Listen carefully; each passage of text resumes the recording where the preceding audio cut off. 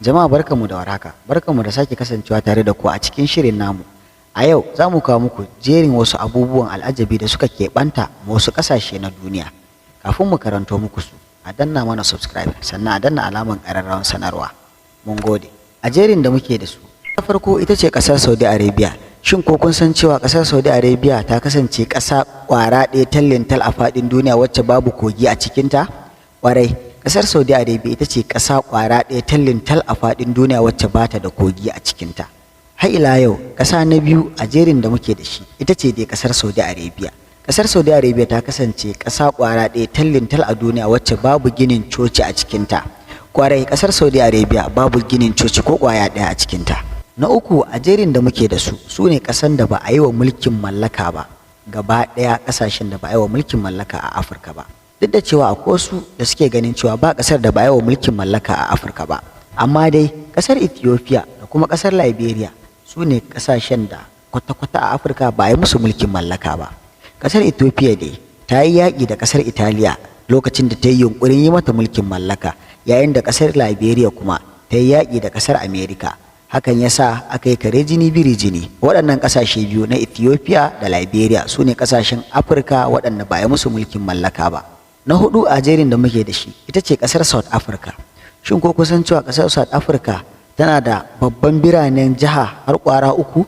Ƙwarai, kamar yadda dai a Najeriya muke da babban birnin jiha ƙwaya ɗaya wato Abuja, to ita fa South Africa tana da manyan biranen jiha har ƙwara uku. Waɗannan jihohi guda uku su ne manyan biranen ƙasar South Africa. Na biyar da muke da shi a gaba ɗaya faɗin duniya, ƙasashen da ba su da Sahara a cikinsu ko kaɗan su ne Lebanon, Canada, Japan, Ireland, Singapore da kuma Democratic Republic of Congo. Waɗannan ƙasashe su ne ƙasashen da kwata-kwata a cikinsu babu Sahara ko da taku ɗaya.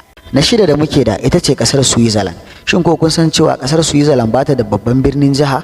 Ƙwarai, ƙasar Switzerland ba ta da babban birnin jiha a gaba ɗaya ƙasar.